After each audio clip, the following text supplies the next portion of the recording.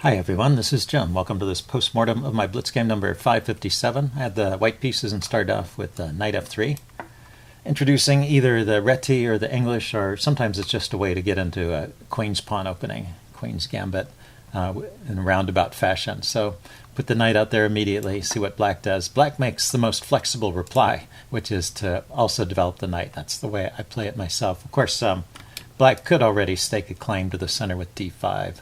Or even c5. Those look like reasonable ways to play as well, but knight f6, good flexible move. And now I decide to go for the English setup with c4. And my opponent goes with c5. So we get into a symmetrical English. I'm avoiding queen's pawn openings, and he's just playing a natural defense to the English opening. I think this is a pretty decent play for black. I go knight c3 here. Let's see. Already I can immediately play d4. And I didn't play this in the game until after I played e3. So we'll get to one more point here. After this move, knight c3, he went castles. Yeah, here I played e3. I really was seriously considering d4 here. That is the main move in the database. The other move is castling. I was trying to build up a pawn center, so I was trying to play e3 and then d4, so if he takes, I can take back with a pawn.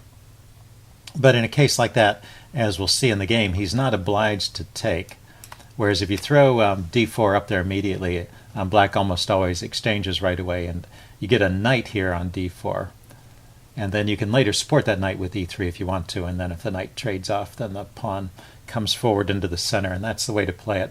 So my plan of building up a strong center doesn't ever happen, doesn't ever come to the conclusion that I wanted it to. And I think black played this part of the game pretty well, so good example of how to play against the English from black here. So he goes with d6, just holding on to this. This is a setup like the Sicilian dragon, the same kind of pawn structure you get in the Sicilian dragon. So there's this strong bishop here and control over the dark squares. I go with d4. I'm going to try and build up a presence in the center. And then instead of taking here, he just develops a piece, kind of encouraging me to push on. And, I could push on here and gain a little more space, but it looks like black will have adequate counterplay. Here, just a second. Let's check this out. Suppose I played d5 right here and just push on. Where does that knight go? Knight to a5. Now that's a move I didn't really think of. It's hitting the c-pawn. And, yeah, that makes sense. Knight to a5 hits this pawn, and if I play my pawn up to b3 to protect it, then it exposes a couple of pieces on this diagonal, and so there may be some tactics there. Yeah. So b3 is not even a move. The engine is recommending knight d2 to defend it. So so pushing on right here is not so great. I just castle, which is okay, and he plays e5, and that's why I never really got this strong center I was looking for. He immediately counters it, but d5 here is a better move, because now this pawn on e5 has blocked the bishop. So if I push on with d5, his knight can go over here and attack my c-pawn. I can conveniently defend it with b3, and so it's not a problem. So I should have just played d5 in this circumstance after he set up this pawn triangle. Not let him open things up in the center just yet, and push this knight around. And the knight goes to a5. Here I really can play b3. Well, knight d2 is still the recommended move. I guess, yeah, there are still problems. The center is not completely closed, so he can push this pawn forward with tempo, hitting the knight. So and opening up that diagonal. So knight to d2, a6, and now b3. And now there's no, it's not a double attack if he pushes his pawn forward. So well, it's not a direct attack anyway, but the bishop is indirectly looking at the loose knight on c3, and then it's pinned against the rook here. So you do have to be aware of tactics on the diagonal, but it works out in this case. Okay, so I didn't push on immediately. Instead, I played b3 while I thought the center was still going to be closed. And And now, okay, plays bishop g4. I think this is still okay. It's kind of an uncomfortable pin here, and you see black has got some kind of edge in this position. So I've kind of misplayed this opening already. Let's see, I decide to try and resolve things. Once again, pushing on with d5 would be the best choice here. I decide to try and resolve things by exchanging. He takes back, and then kicking the bishop. But this is just overlooking a tactic. The bishop is classical example of a piece being overworked. It's trying to defend h3 and it's trying to defend the knight, and it can't do both. And so he can just take the knight, which he does, and then take the pawn. Doesn't have to keep trading, but he grabs the pawn here, hitting the rook. So if we back up, what should I have played instead of h3? I'm still in the game here. Yeah, I should just continue with normal development. Bishop b2, protecting this knight and trying to tamp down on the tactics on this diagonal, maybe rook c1, and just live with this awkward pin for a while. It's just an uncomfortable position that I was trying to resolve right away, but I was just rushing it. I can't actually drive that bishop away directly. I have to be a little more careful how I go about it. But it also looks like black can't win a piece here. I mean, he's got two pieces on it. He's got two pieces attacking the knight that's pinned. I've got two pieces defending it. And there's no easy way for him to bring another piece to bear on the knight. So I guess this knight will live for a while longer, and I should just keep developing. Okay, so this really is the game-losing move, this h3 move, because he plays pretty well from here on. He misses one tactical opportunity, I'll show you, but then aside from that, he just keeps the advantage the whole way. So he takes the knight and then grabs the pawn. Let's see, I went bishop g2 here. Cancel that. Bishop g2. Okay, so after bishop g2, he played queen d7, and that's not the most accurate way of playing this. So if you want to, I didn't want to play the move bishop g2 because the chess engine will give the answer away, but if you can imagine me playing the move bishop g2, what's a good sequence for black to play from that position? Okay, pause the video if you want some time to think about it. It's pretty interesting. I'm going to give the answer away now. It's interesting, and it has to do with this long diagonal that I mentioned. But first, after bishop g2, the way to do it... Oh, he can play knight e4 immediately. I was looking at this line. Bishop takes, king takes, and now knight e4. I think this amounts to the same thing. Knight e4. And so the bishop and the knight are attacking my knight, and it's pinned. If it moves away, I lose the rook in the corner. Bishop b2 to defend it. Bishop takes, knight takes. And, he's a piece up. It's surprising that the value isn't higher here. Maybe this knight gets trapped. Maybe that's how. So queen d3, queen a5 defending the knight, and rook f to c1. And now knight takes a2. So I can get the piece back. Queen c2, round up the piece this way. And he's won a pawn.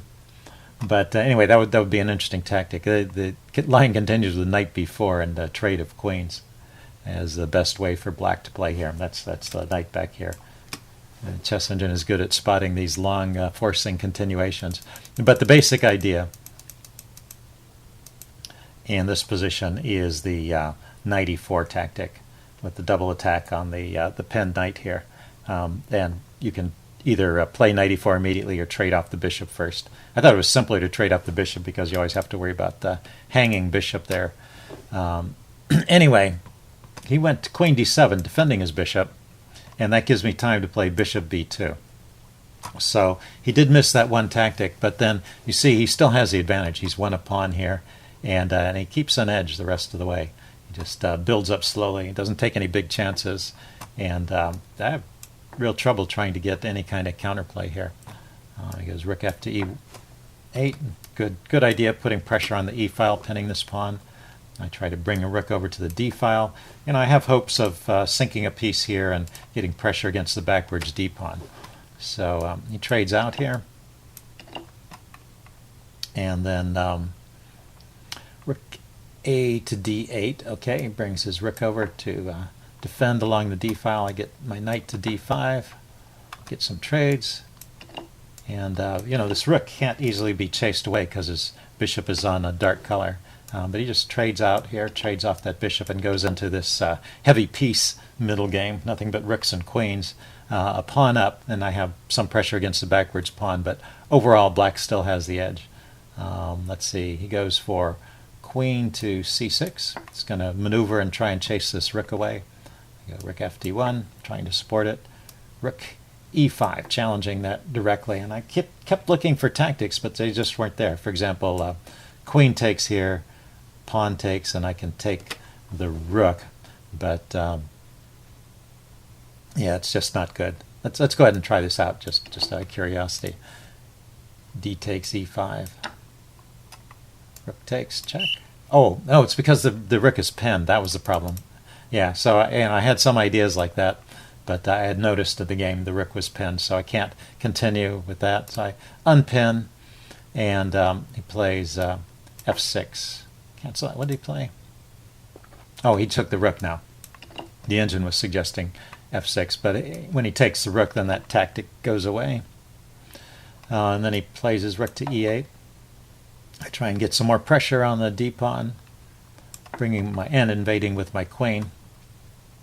Still, notice he's keeping this this advantage.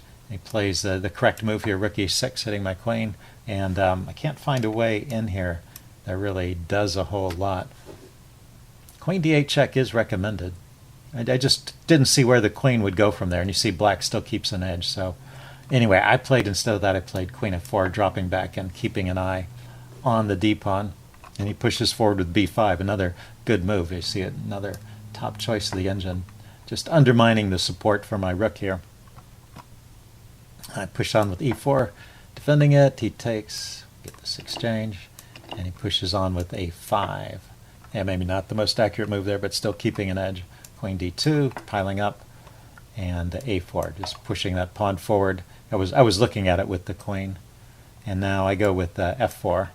Yeah, so f4 is I start to go downhill here, but I was struggling, looking for ways to try and get some counterplay and not finding it. I have to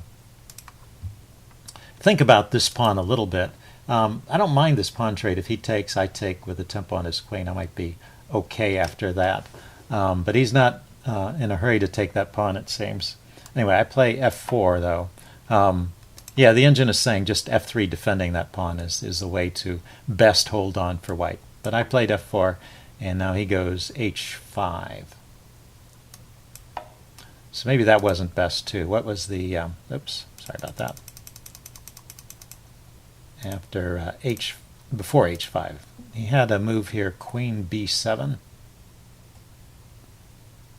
or rook takes e4. Oh, so the engine wants to go for this trade. It wants to go for rook takes e4, rook takes d6.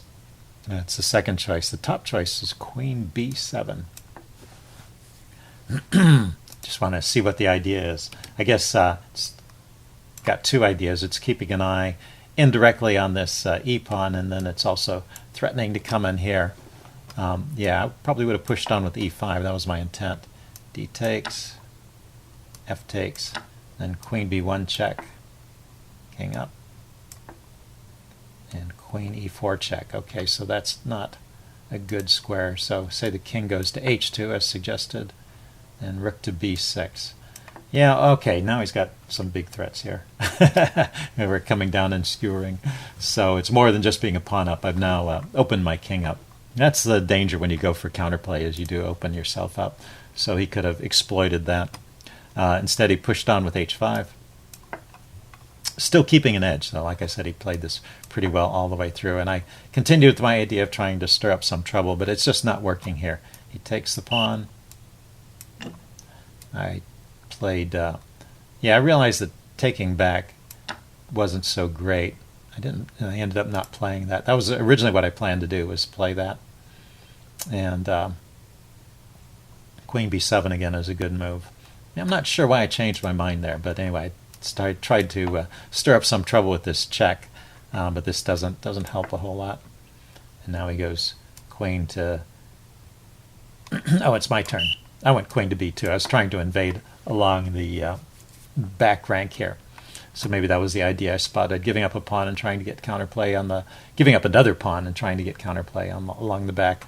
But he invades with his queen now, and it's really all over. I decide to grab this pawn, and he goes for the check. Let's see. So queen takes e5. Yeah, he's just sort of mopping up at this point, and the queens have to come off. Yeah, queen takes e5. There just didn't seem to be any alternative. Well, there are alternatives, but nothing nothing helps really, basically. So this is as good as anything.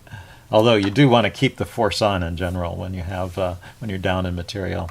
And then he plays out this endgame just fine, keeping the edge. So with 3 extra pawns, it's not too hard. And eventually I resigned here. Okay, so a good game from my opponent there. I hope you guys enjoyed this video. Leave any comments you have in the section below, and I will see you again soon.